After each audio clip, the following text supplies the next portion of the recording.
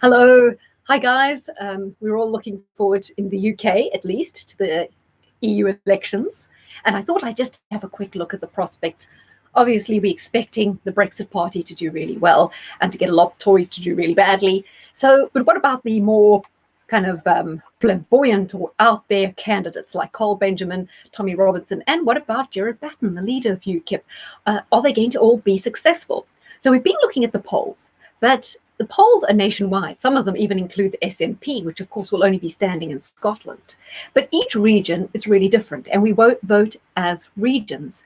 So I'm thinking that for Gerard Batten, I have had a look at his chart.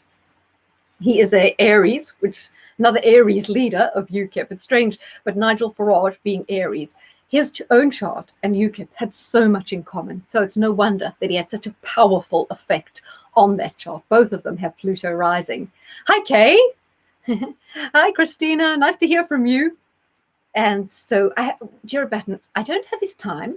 His chart really wasn't clear. I don't think he's going to win his seat. For a start, he's in the London area, the southeast area. It's kind of the most competitive because every party, there'll be a lot of votes for the Greens, a lot from the Lib Dems, a lot for Labour. Most of the Tories, I think, in the southeast will go towards Nigel Farage's Brexit party because it is really more of a Tory party. And Gerard Batten has probably, it's a tough ask for him. Looking at his chart, I see a change in his kind of financial status and his earnings. So that seems to indicate he won't be taking his seat and earning the money. But on the other hand, that might not mean anything because, of course, they're not going to be MPs for that long. It's only a few months before we are going to leave. So I think he's on a sticky wicket. It's difficult for Gerard. His chart isn't particularly clear. I would be really disappointed for him because I think he's put in a lot of hard work, and below him, I can't really see who's coming up through UKIP who could take the mantle through. He is excellent at dealing with the press, and I think what he's done in bringing people like Carl and also the Scottish YouTuber with the pug, I've forgotten his name, but what he's doing with them is he's trying to bring in a youthful team and encourage more youthful voters, which is important because UKIP was a bit of an oldies party, and they've got to look towards the youth. I think he's done a good job. He's taken an enormous amount of slack for some of the decisions he's made. He consistently answers questions very diplomatically without losing his temper, and obviously he has good management skills. So it would be a pity if we lose him, even if he does lose his seat, which I see as highly likely. Now, I think UKIP could fare a little bit better in the northeast zone because their Labour voters who might go for the Brexit party might choose to stick with UKIP. And we know in the local council elections, a lot of UKIP people were voting in Sunderland and in areas around Sunderland. So where there's a big working class Brexit vote, UKIP could do better. As far as Cole Benjamin goes, his birthday is not even listed online. He's born in 1979, which really doesn't tell me a lot. He's going for the southwest area, so that's the whole Bristol to Plymouth, Bournemouth, Swindon, Salisbury, Gloucester, that whole area, Taunton. I don't know if any of you guys have been watching his lives. They've been brilliant. I think this is a fantastic way of doing politics. He's there with his van, spending 4 hours chatting to members of the public and having the most incredibly, articulate, astute, and revealing political discussions. I'd say about 30% of the people agree with him. 70% of them don't. But what skill in debating them and just throwing back and forth these concepts. And Milo's been coming along for some of these as well and entertaining the crowd. So it's actually been incredible. I think what other party is doing that? Wow, well done, Cole, for the initiative. I hope you do more of that, even if you don't win, because it's a great way of engaging with people. And it's certainly great to watch. So, okay. Will Cole win his seat? No, I don't think so, because we know that it's a Lib Dem stronghold down there. It's a Tory stronghold, not so big on Labour, but you can see a lot of voters there, Brexiteer voters there, going for Nigel Farage and the Brexit Party.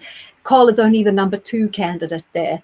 So I think it's very difficult for UKIP to pick up 2 candidates in that region. They might have more luck in Wales. Again, they're going to have a few problems up in the northwest because Tommy's running against them. So let's just look at Gerard, just in case you wanted to know as well, where his, let's see, he's Moon Capricorn, Sun in Aries, Venus in Aries. So he's got a lot of good signs in there. Saturn in Scorpio. I think he's a tough contender. I hope he hangs around a little bit more. So I don't think Gerard's going to get his seat. I don't think Carl's going to get the seat. So what about Tommy? Tommy has got the best chance of all of them of actually winning a seat. Gosh, can you imagine? You're going to see some establishments really going to be rocked on that one, aren't they? Why I think he's got a good chance is particularly in that region, and he's been working very hard on his campaign. But let's have a look at his chart now. I don't have his time of birth, but he's born on the 27th of November, 1982.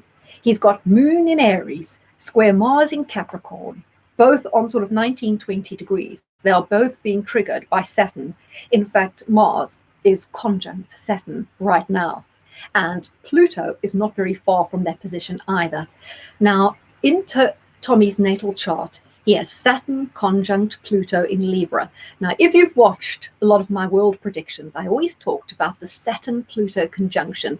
And I felt that this was responsible for the wave of conservatism, national populism that we are seeing. It runs counter to the Neptune-Uranus, which was far more connected to communism and socialism.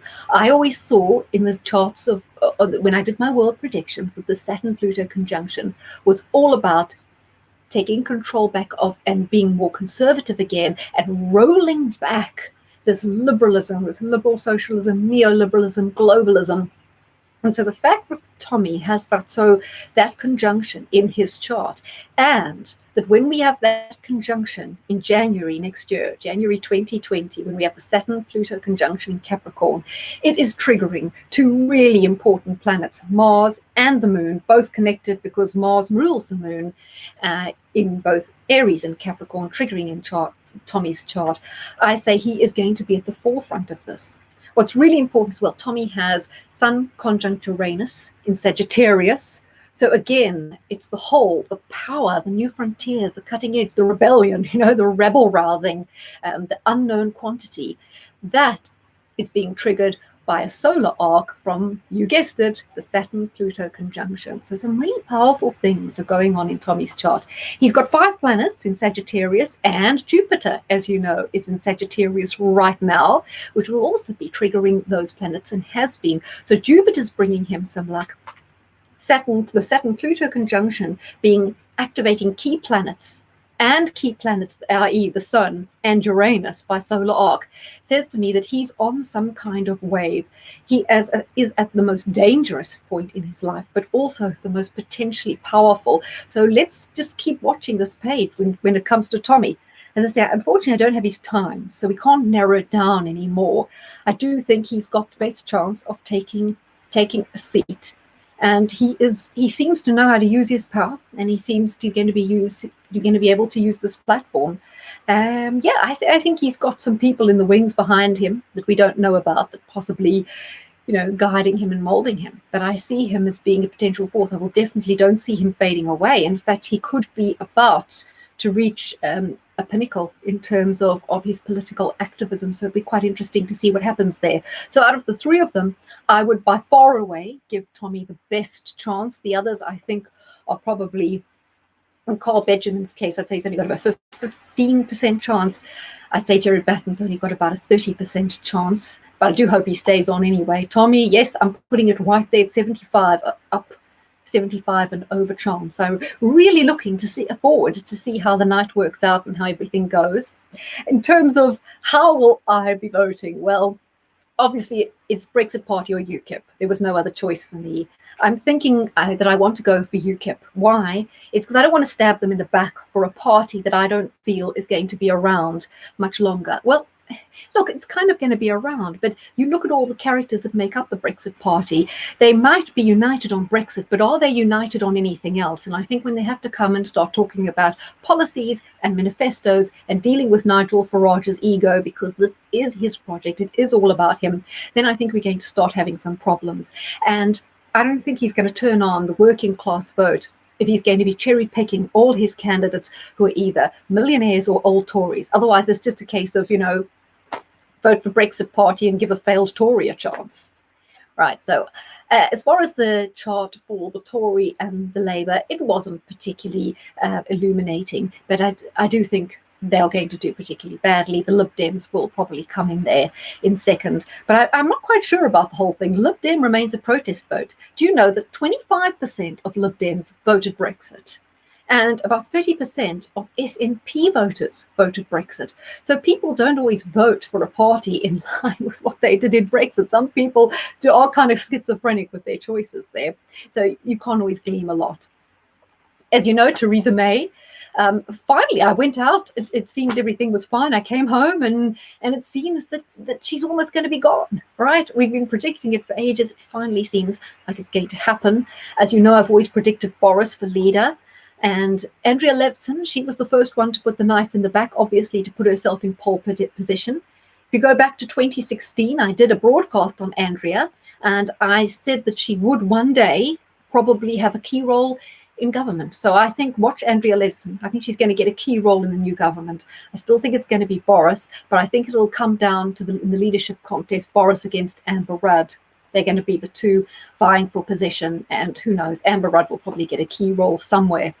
Like I say, yes, Andrea Leveson, I did her chart. I had a lot of hope for her, and so we'll see. It's absolutely exciting times. Can't wait to get out there and vote tomorrow. Everyone, please just get out there and vote. Vote tactically. If you live up in the northeast, vote UKIP. If you live down in the southeast, well, maybe like me, you're still going to stick with UKIP because you want a party that's still going to be around long term, not just a sort of a one-trick pony party that has, I don't understand what their policies will be beyond this. So I don't really want to contribute to killing off UKIP to punt on Nigel Farage. I'm sure he's going to do well anyway. And obviously, for the sake of Brexit, we hope he does. So anyway, guys, cool, hot, thanks. Hi guys, Jonathan McGinnis. Lisa, I'm not a big fan of Gerard. I'm sick and tired of listening to all these Remainers banging on about the Russians hacking. Yeah, but you're not going to stop them. They're either going to be Russians, or they're moaning about Aaron Banks. As you can see, Nigel Farage is now being hauled over the coals for his financing. They're going to keep using these things. Yes, Gerard, but who else do UKIP really have? Look at the two absolute disasters before Gerard. I think he steadied the ship. He's bringing in new members. He at least is brainstorming some new ideas, and he does seem to be able to handle the press. Yes, he's not flamboyant enough. I don't think he's a showman that'll attract attention, and he's got no wow factor, but he's solid. And I dare say, if he goes, gosh, what are we going to be left with? We have to have UKIP there, because we need that party on the right, because the Conservatives have become another socialist party. Jonathan's voting tactically. Yes. Well, Jonathan, as long as you're not voting Green or Lib Dem, that's fine. Protest vote from me, Brexit. Yeah. Well, guys, look, as long as you get out there and vote either UKIP or Brexit, I'm not going to tell you what to do. You know what to do. You watch my channel. You know what we want. But I think we're just a little bit closer now, hey, to getting the Brexit we really want, if we can get Theresa May on her way. As I said in a previous broadcast, I think she's been on the way out for a long time. I think she's basically been in a holding position, almost like in cricket, where you have the night watchman, where one of your batsmen goes out and there's only about half an hour to play, and they don't really want to send another batsman in case he goes out. In that last sort of dodgy half hour where the light is bad and they might bring on another fast bowler just before the end of the day.